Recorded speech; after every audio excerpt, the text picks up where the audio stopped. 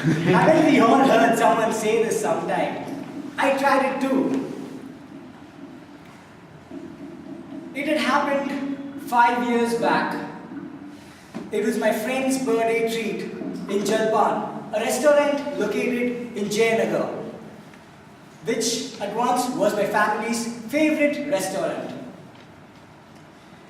I was with my friend's family and we were 8 members totally. We were terribly hungry. We were at a distance of 100 meters from the restaurant when we got the aroma of the food. No sooner did we reach the restaurant than we started checking out the dish of the day. We got a seat next to the wall which had paintings of different religious scriptures and designed with different shells beautifully. We started reading the origin and different spices used in each and every dish given in the menu. There were different varieties of food: Italian, Mexican, North Indian, and so on. So finally we decided to have the Italian fondue, which consisted of a big tumbler of creamy white sauce and small breadcrumbs. I took the breadcrumb and dipped it in the white sauce and had it. I felt really nice. It was very delicious. For once I felt as if I was traveling through infinity. Next, in my friend's family, there was a small kid known as Tanvi. She was just 4 years old. She was narrating her tale of bravery. That once, when a parachute was attached to her alone and no one was behind her, she did not scream, shout, or felt fear. Apparently, she felt as if it was the best moment of her life.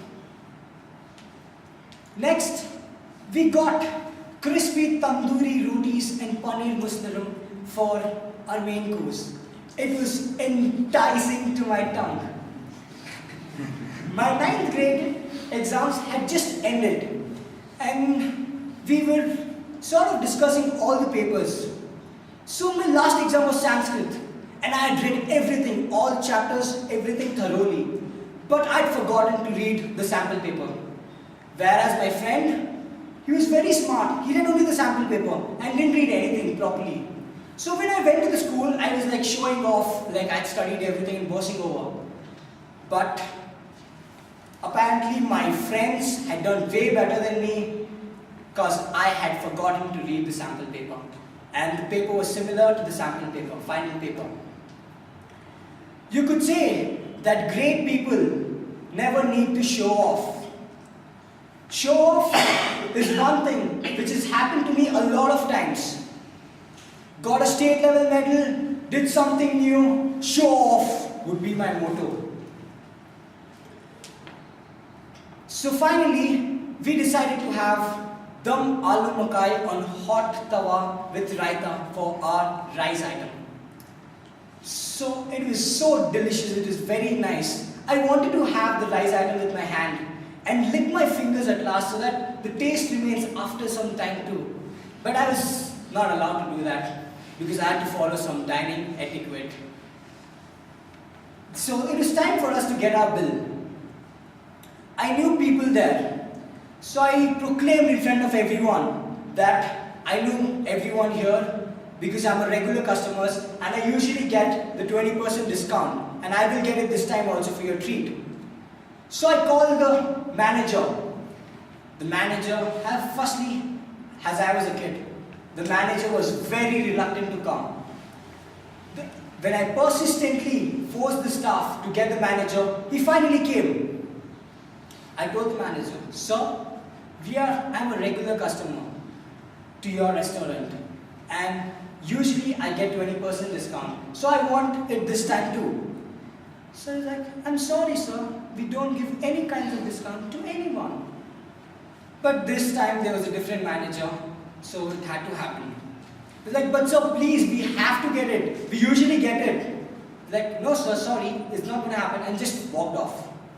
My friend's family were looking at me and started laughing.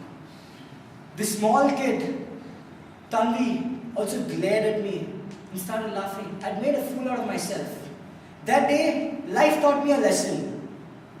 Never show off.